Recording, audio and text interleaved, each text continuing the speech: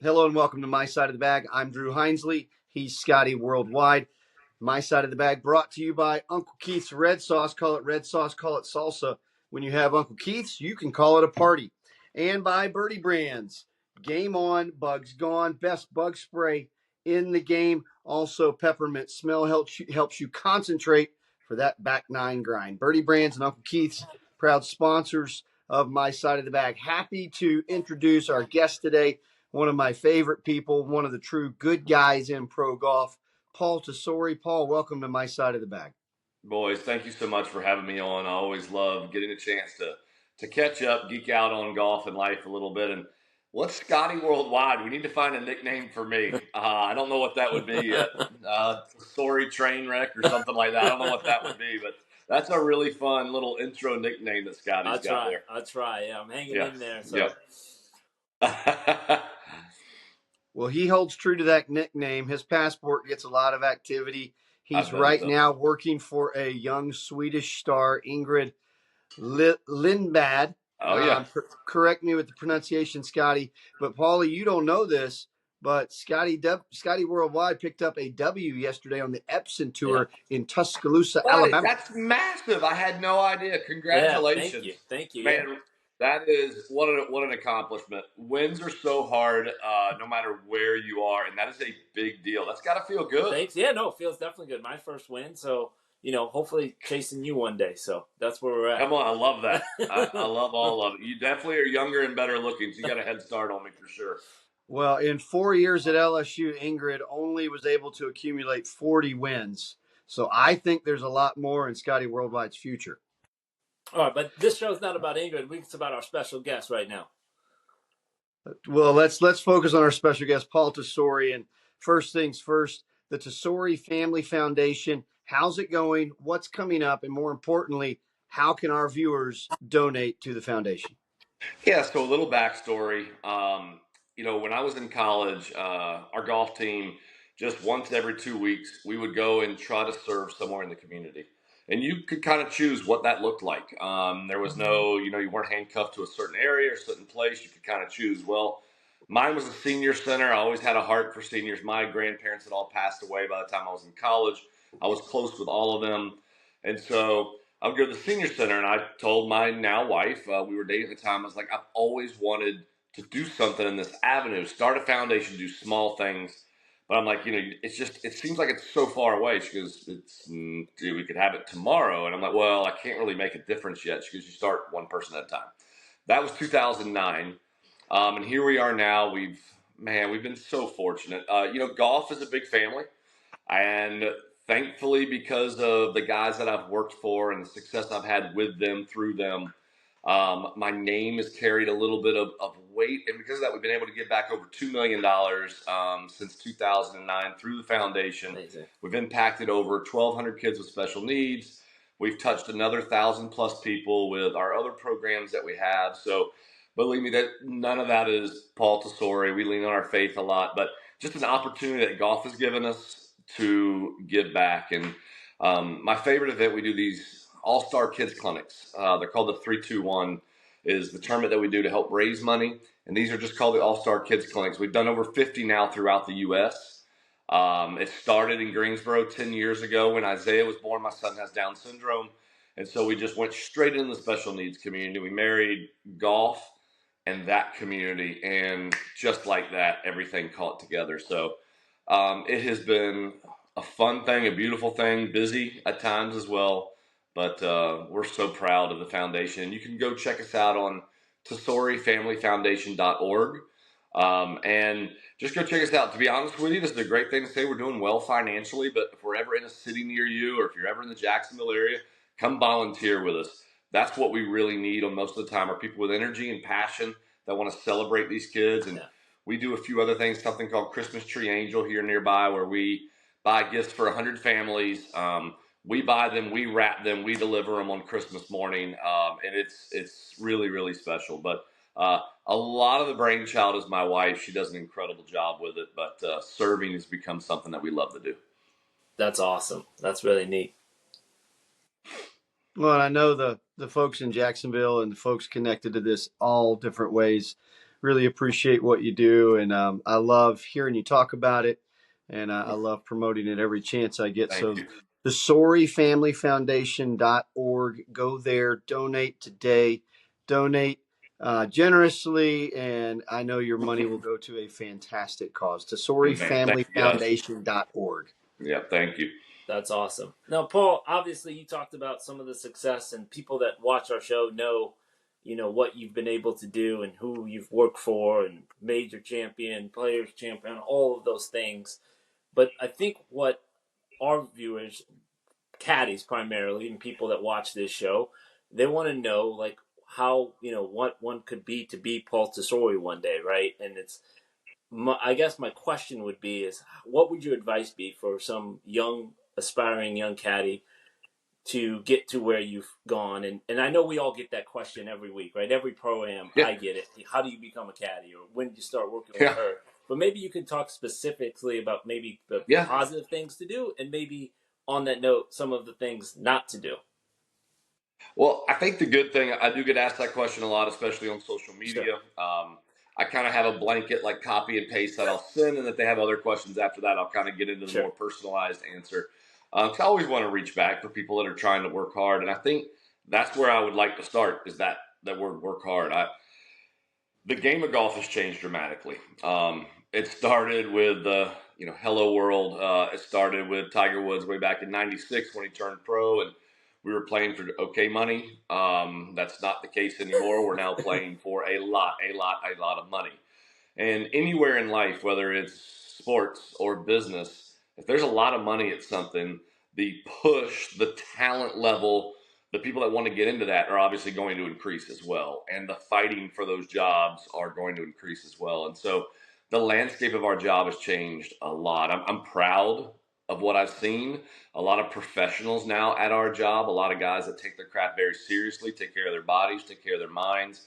I know for me personally, I've worked with sports psych as a caddy several times. I've done it quite a few times this year, trying to learn new personalities. After 13 years with Weber, who I knew inside and out, I'm working for younger men now and a different generation, and I'm trying to find better ways to connect with them when I'm struggling or failing to do so. So I just think number one, hard work.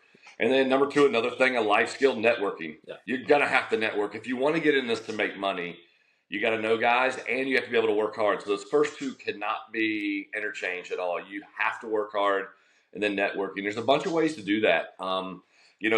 If you really ever want to look up at how Michael Greller and Jordan Spieth got together, it's really, really cool. But Justin Thomas needed a caddy through a friend, through a friend, through a friend. A 16-year-old Justin Thomas is in the U.S. Junior and needed a caddy. And somebody knew Michael Griller, and Griller's like, yeah, I'll carry this bag for him. Didn't know that much. I think Michael at the time was a 10 handicap or whatever, but caddy for him, and then he made the U.S. Amateur the next year. Well, Justin and Jordan were good friends. So they played practice rounds together.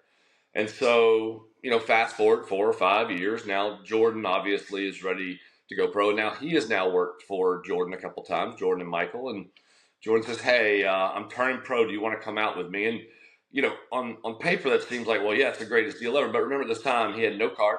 He did not get through Q school that first year either. And obviously, Michael was traveling everywhere. Wherever he got a sponsor's invite, they were coming in, and he followed them. And now I'm sure he's got about 8 houses out in the West Coast somewhere. He's done so well throughout this time. But again, what was that? He worked hard and he networked. And if you can do that, you never know what's coming.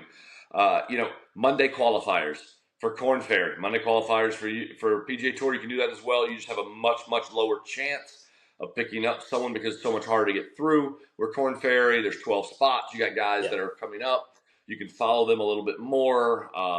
The expenses are a little bit less, so you can do a little bit more. You can travel a little bit more. That would be a way. And as far as the craft itself, it's just continuing to read, ask people questions, how to get better. Guys have gotten really, really good at that. One of my greatest joys. I can't believe I'm old enough now where I talk about this, but I bet throughout my career, I've had, 36 caddies call me. And these are guys that have already supplanted themselves on the PGA Tour as solid caddies. They've called me to ask me questions, to ask me situational questions, or if something didn't go well. And for me, that's not a prideful moment. It's a humbling moment to be like, Man, if y'all knew the mistakes that I have made over and over and over again and learned from, but for them to call and for me to be able to help in any small way, it makes you feel pretty proud. It's, we're part of a community there. It's a hard one to get into Yeah. now, Scotty, as you know. Yeah. But, I don't know your story, how you kind of got into it, how you're coming off. Like you said, your first win yesterday, which is a big thing to celebrate. Wins feel so good. Losses don't feel as good. But that's kind of how you step by step get into it. And then obviously people watching you, getting in touch with you. How did you get into it? And then we just keep feeding it down the ladder. Yeah, that's awesome. That's a great answer. And like you said, I kind of give that stock answer too. Everyone says, "Well, how did you become a caddy?" And I said, "I've made every other bad decision in life." But if they keep if they keep asking me and they want something more, I'll go into detail. So I thought that was a really good Yeah. breakdown there. Well, yeah, and I think too we have a lot of different backgrounds. Sure, of course. We have guys that most of the guys now are pretty good players, and I think that helps. First of all, it gives us that networking part is already built in when you're a good player. You've played college with somebody, somebody who knows somebody, so that kind of gets in. We see Austin Kaiser with Xander Schauffele, now college teammates. Austin has done everything we just talked about. Yep. He made the phone calls to ask questions. He works his can off. He asks questions. They work with the sports psych as a team, which we do now as well. So there's all of these things that they've done, and he's one of the best caddies in the world, not just because of who he works for, but because he is. Yeah. And I think that makes a big difference. Now, no matter how good we caddy, we need our player to play well. Scotty, if I caddied for you or you caddied for me, we're not making any cash. No, We might go we're make some not. gift certificates somewhere, something like that. But I don't think we're going to be paid any cash. My wife always says, all these amateur events I play in, honey, you do know those don't pay the bills, right? The gift certificates, they don't take them when you try to send them in. But you know what I'm saying is all different backgrounds. You have other guys like a Michael Greller, who was a school teacher, and is now one of the best caddies in the world. And I played on tour briefly, not successfully, but led me to what I do now. And so we all come from different backgrounds. And I mean, there's a spot, but you're just going to have to be a little fortunate and work your can off. That's awesome. You mentioned a couple names there, Austin Kaiser. You mentioned Michael Greller. I guess you're out there every week. You see things. You know everybody. You've been doing this for a long, long time. Who are some of the maybe younger caddies or caddies that people don't know about that you really enjoy, hearing their conversations that you see out there working hard? Give us some names maybe that aren't well known that you would, talk about. Yeah, I think that's a little bit putting me on the spot, which I like because my brain doesn't work as well as it used to be able to come down with some of those. But here would be guys at times I think that you look at and you don't think, oh, this guy's a great caddy. And Aaron Fleener, who works for JT Poston, the guy can sing. He's got a personality as big as the state of Florida. He seems like I don't really care. I'm just going to kind of bebop around. I'm in a good mood. I put people in a good mood. But he's one of the guys that has called me a couple of times and just asked such intelligent questions. And then ask questions on top of those questions. And it just reminds me, again, that all different backgrounds, all different personalities. But a guy like him, he knows this guy so well. He says the right thing at the right time. He knows with JT, you can't treat Poston the same as Thomas. There's two different JTs there. You're going to have to go about those things differently. So he would be one that I would definitely, pick out on. I've got some of my favorite guys. You take a guy like Joel Stock, who a lot of people don't know, but he won, I believe, 5 times with Ben Crane. Another guy, they struggled with slow play early on. Those two together called me. How do we speed up? How do we go through numbers faster? What are the protocols? When you get on the clock, what do you do? Who goes faster? Who goes slower? What do you do with routine? All of these things. And, Joel's now in the bag for Will Zalatoris. They've had a lot of success together already. Will's still trying to get fully healthy, but I do believe he's got a monster run in him at some point in the next few years. Starting to putt a little bit better. He's actually got a world-class short game, which people don't know. And guys, I'm missing a bunch as we go through there. Some of my old school guys that I'm out with, Chad Reynolds is with Patrick Rogers now. Chad's won a FedEx Cup title with VJ. He got Tom Pernice to the Tour Championship, which wasn't easy to do. Won a few times with Nick Watney, and everybody he's gone to has just gotten a little better at golf. Worked for Keegan Bradley, and they had some success. But these guys, they all seem to have, again, that one common denominator, and it's that work ethic part that we have. So many young players that we have on the tour now. Everything's changed so fast. In the old days, you weren't allowed to win your first year on tour. You didn't have big enough kahunas yet. You didn't understand the aspects or not. A fun little story. So me and Damon Green, for those of you who don't know, Damon Green, aka the Chicken Man, he worked on tour for, I don't know, 20 something years, but he worked for Zach Johnson for all of his wins, 2 majors. I think Zach won 13 times, 14 times, whatever, all of his. Well, I remember the first time we got paired with Jordan Spieth was at Greensboro. And of course, me and Damon, we couldn't wait because every time we play with a young guy, just stupidity comes out. Hitting the wrong club at the wrong time. Long's dead. They're in between clubs. They'll hit the club that goes farther. Off the tee, it's never a 3-wood. They hit driver 3. It just, and I remember we got paired with him for 2 days, and him and I looked at each other like, uh-oh, I hope that's not what's starting to come out here anymore. Because literally, he did it all right. And I think things are so different now. So Scott Fawcett with Decade Golf, he has hurt me. He hasn't hurt me at all, but he's hurt what I say, like my kind of the expertise and all that still matters, but it used to matter that much. Yeah. The expertise of knowing how to play golf courses.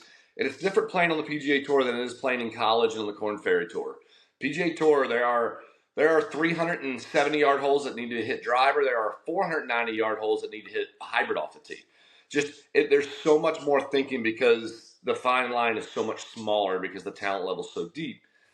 But like Scott Fawcett has kind of made a living, and now we have so many other statisticians out there that even I use. I hired a guy last year, Austin Powell.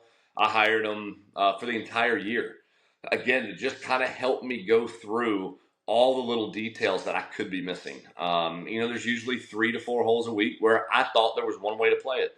And then you might see somebody else play it differently. You're like, why? And these guys go into the details for us, and then we come back out. So there's just so much more information now, and these guys are coming out ready to win. This Luke Clanton, I mean, I can't even imagine the year he just had. I believe 3 top 10s, 2 top 5s, a run as an amateur. That doesn't happen. I know he's turned pro now to come out and try to take some of our money. So I don't know. It's just the guys are ready. They're young, they're hungry, and they're not scared. Yeah, awesome. And then I guess one other one here for you, Paul, is like you've done this. Obviously, Sean O'Hare, VJ Singh, the names are endless. The success is endless. What would you say is the key to longevity? And obviously, I think you kind of hit on it when you talk about you're constantly doing that thing of working hard. You're hiring stats guys. You're talking to sites, reinventing the wheel, and just going because there is more money, because there is more people. It's more intense now. Is that would you say is the key? Is just always willing to learn and do more and more? Yeah, and I think we are in a service-based industry as a caddy. That's what we are.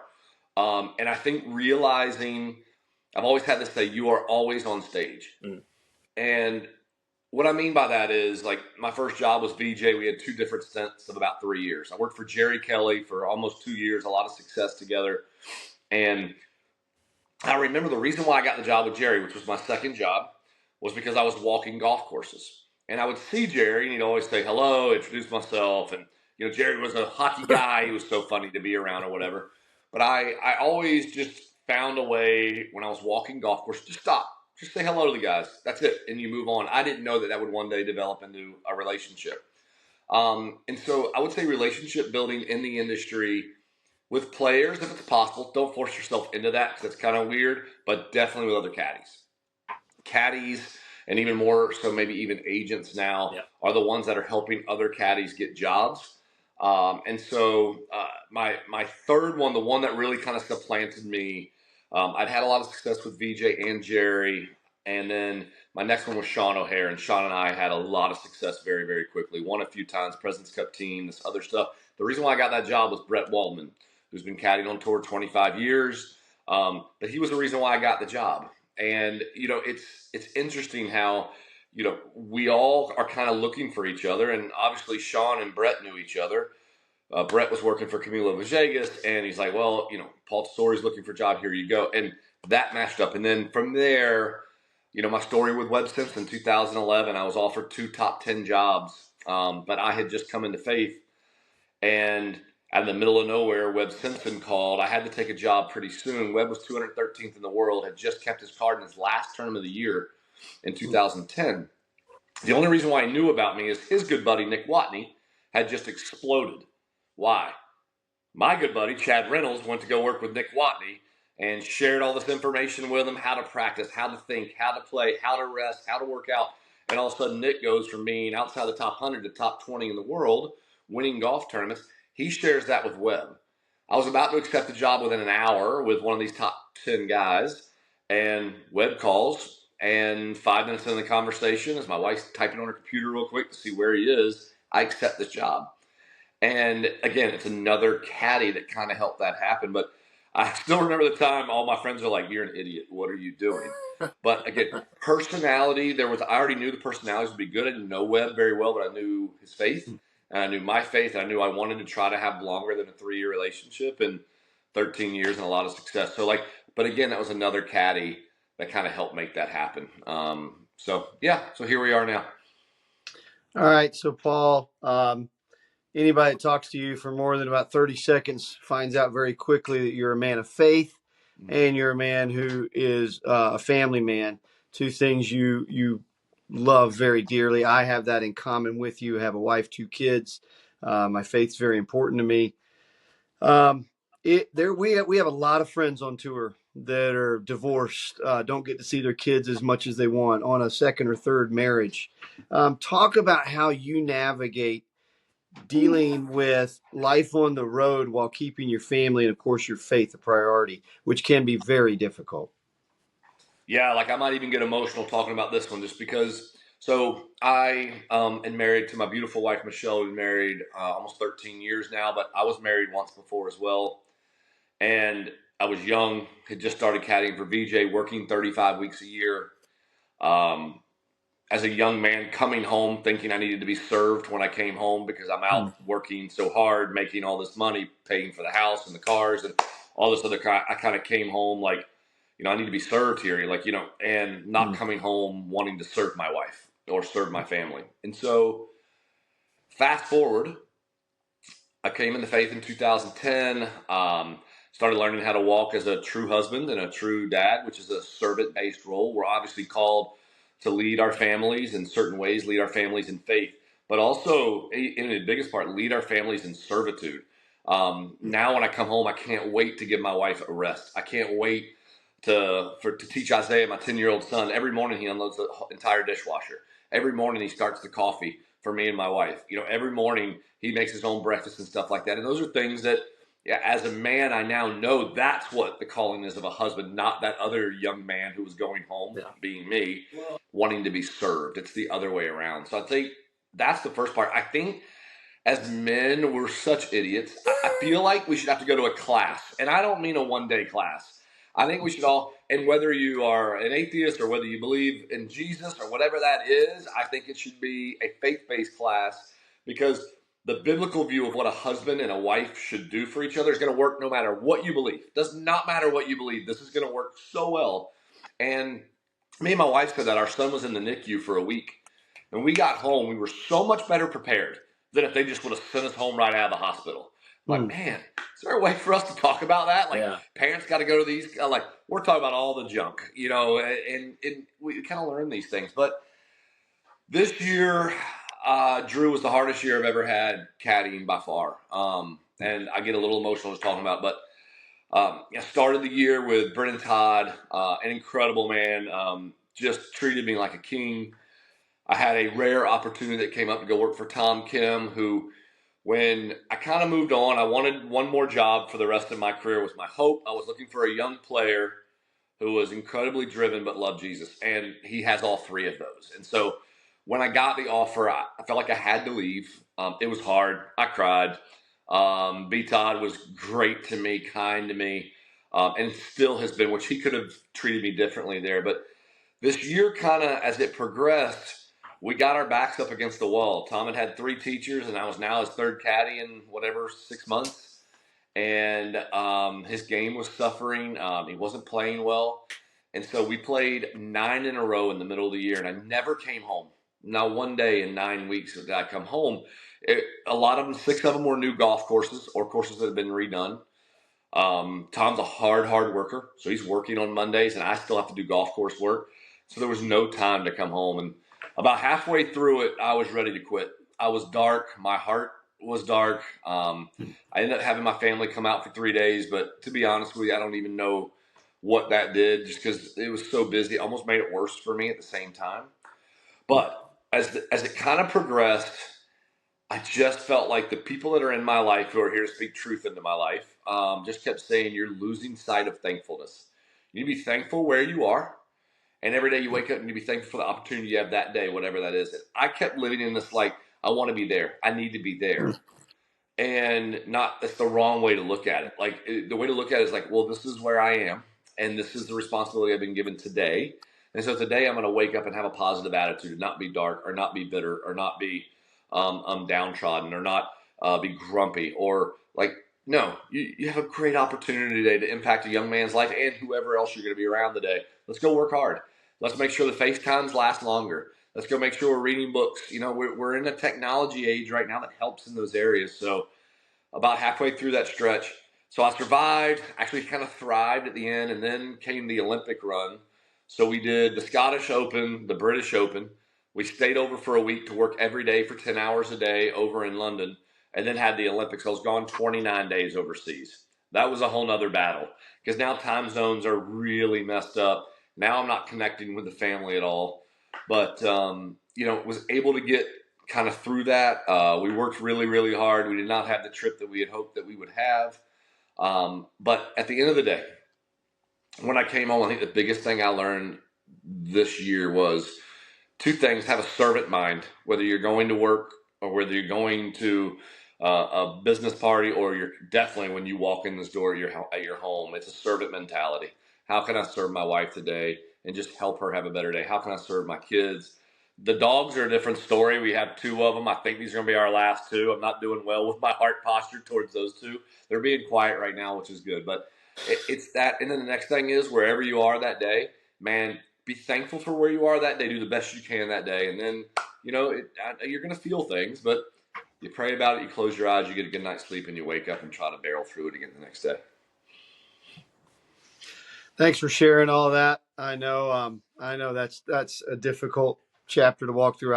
I've actually went through a similar chapter this summer myself. Was the most homesick I've ever been. Oh. I'm a loner. I'm a road dog, and with my kids, approaching teenage age, being more active at home, I was the most homesick every single day this year when I had jobs on tour. And like you say, it's a challenge to realize the opportunity you're given.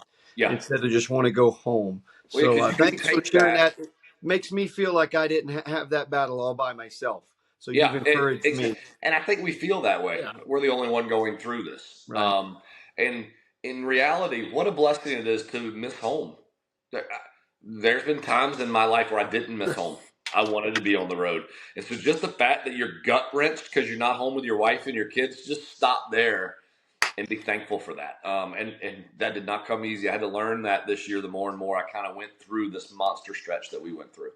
Well, and I know something that always helps me is just, like you say, reaching out to the people around you that'll speak truth to you. Yep. And I would encourage all young caddies. I've always said the tour is what you make it. As a guy in my 20s, I was in bars every night chasing skirts. And now I'm doing it as a married father of 2, as a believer who's sober. And you can do it both ways, but you have to surround yourself with like-minded individuals. So the people that you hang around, you're not going to change all of them. They will change you more often than not. So make sure that change is for the good if you're going to surround yourself with a group. I love that. That's awesome. Yeah. All right. We got the President's Cup in 2 weeks. So actually, you'll probably be there about a week from now getting ready. Royal Montreal Golf Club. What have you been there? I know the team did a site visit. Not sure if you went up there. Knowing how hard you work, I wouldn't imagine. It wouldn't surprise me to know you have an Airbnb up there for a month ahead of the tournament. I did the President's Cup in 2007 with Veej.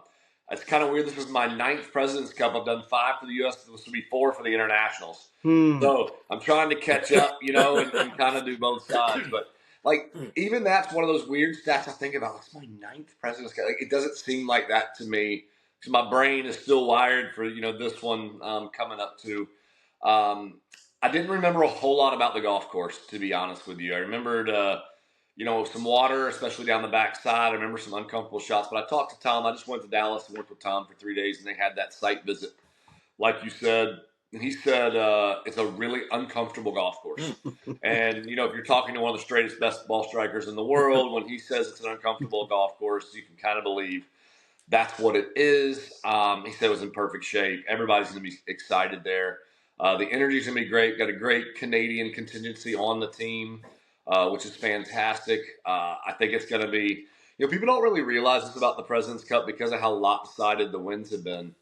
But I've been a part of a lot of these, and I went back just to look to see how accurate I was. And if you really look at all of them since 2009, starting 9, they've all been frighteningly close. At the end of it, you might see a 16-12 number, or I think in the old days it was like 32 points, or whatever that'd be, 18-14. But in all of those, I was a part of several of them where it came down to 2 players on the golf course. And, at the end of the week, if those 2 both win, instead of losing, that's a 4-point spread. But if it flips, you're back to being level again. And so these things are highly contested. They're closer and closer. And even though I'm not a fan of it, I actually wish the Ryder Cup would change this, but the President's Cup changed the Ryder Cup format where they sit a lot more players now. Yeah. And it's supposed to be an exhibition. It's supposed to be your 12 best players against their 12 best players. I just wish, everybody had to play 4 matches, something like that. Like, we're here to see this. I know on paper that's going to help the Americans, but obviously you look each year, the international team keeps getting stronger. The American team keeps being the same because every year everybody's in the top 20 in the world pretty much for the American team. No matter what team you put out there, they're unbelievably strong. I heard somebody say recently, I can't believe they picked Max Homa over Justin Thomas and over who else was in hot on that mix. Billy Horschel. I can't believe I'm like, guys, if your problem is picking Max Homa to be on your freaking President's Cup team, you're going to be okay. All right, settle down. Like, Max Homa's a beast with massive kahunas. It doesn't matter how big the situation is, and he's great in the team room. So, like, if that's your problem, hang in there. You'll be okay. But I do think that when we look at this President's Cup team in 20 years, I think you might see a 5-5 split over the next 20 years in this thing. Like, these young players are coming up. Obviously, on the international team now, they've gotten younger and younger and younger. The fear levels have kind of gone away. At some point, they're going to have to get over that hump. Same way with the U.S. team overseas in the Ryder Cup. At some point, they're going to have to get over that hump. And when they do, I think there'll be a lot of wins coming. We saw in Europe way back in the day, they had to get over the hump, first of all in Europe, then in the U.S. soil, and then that kind of ran over. But I'm excited about it. I never really liked being on – Tom doesn't like when I say this, but the other team.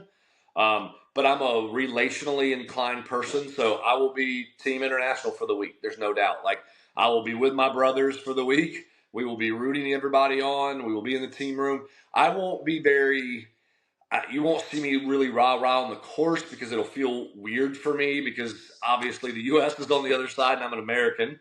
And these are also friends. I've never been that way really in like team events. I remember against Poulter in Scotland one year, I went pretty nuts when Webb chipped in the tile hole.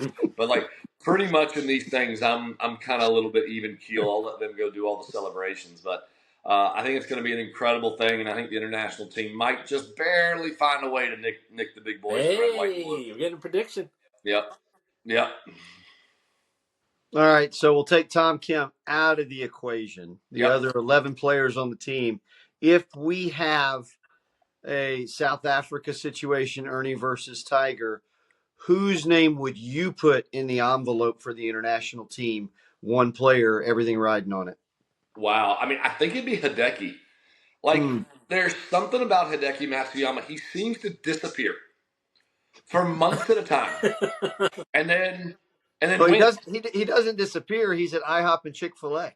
There you go. Yes. But like I don't understand it. Like he doesn't ever seem to fail when he has a chance to win.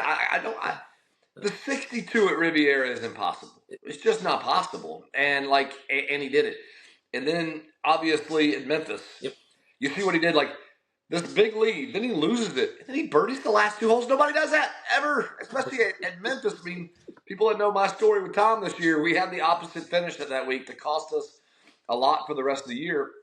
And the very next week, he's leading the golf tournament and withdraws. I heard later on he could have played, but like just felt like I don't want to risk anything for next week. He was in second place. Like, but I just think that's kind of what Hideki does, Yeah. and I think that little rhythm would have showed up in a playoff. Like I was there in South Africa, which is really cool. We got one of the last 2 points for the U.S. to push it into a playoff. I was working with Jerry Kelly, and I got to witness it like front on. I think they've changed that rule though now, Drew, haven't they? Okay. Yeah. I still like playing fantasy land. We all still think that the way they should do it is all 12 go out for an alternate shot. And like you sit down, you figure out. I mean, can you imagine how great that would That'd be awesome. It would be ridiculous. Like, and you go through and figure out where you're going to use these players. And like, as the other team, it has to go in order. The other team, they got to putt from this far. Do you want whoever's next to hit the next tee shot? So do you want to give them that putt or make them putt that putt? So Adam Scott can't hit the next tee shot. Tesori has to hit the next tee shot or something like that. Like, I don't know. I think that would be kind of fun and great TV, but I don't think anybody listens to me at that kind of big brass. So I don't think it's going to happen anytime soon. I don't know. You already live in Ponte Vedra, so making you commissioner of the tour wouldn't be a big move for you. I got some friends in that office, which is nice, but they're not going to listen to me. Well, we're going to wrap this show up. I want to thank our sponsors, Uncle Keith's Red Sauce. Call it salsa, call it red sauce. When you have Uncle Keith's, you can call it a party. And Birdie Brands, game on, bugs gone. Scotty, last question for Paul before we let him go. No. Hit some golf balls today and work on his game. That's right. Oh, well, I know you can play, so I'll let you continue to do that. I love my own game. I do. I take good care of it. Yeah, exactly. But just thanks so much for spending some time with us this morning, Paul. Means the world to us, and what you said. I hope our listeners take to heart. I've always been an admirer of you as a person and as someone, and you walk the walk and you talk the talk. So it means a lot for us to have you on here this morning. Scotty's so kind. Thank you for those words. And I know this. It's now been, I think, 3 years since I've won, and it's only been not even 24 hours since you won. So right now, I'm the one that has the catching up to do and kind of get back on that winning train right now. So congrats to you, obviously. And I just can't thank y'all enough. First of all, for bringing up the foundation. It's one of my favorite things to talk about, but talking about faith and family and all that. Love talking to you, and hope we get to do it soon after a nice big major next year. Let's do it. We'll book you in Monday morning after your major. TesoriFamilyFoundation.org. TesoriFamilyFoundation.org. Please give generously, give kindly. The money will go for a fantastic cause. Paul, thanks for joining us. Scotty, thanks for getting up early for us in Arkansas. You guys can catch us on Spotify, YouTube, Instagram, and X. Give us a listen. Give us a like, and we'll keep giving you a view of the golf world from my side of the bag.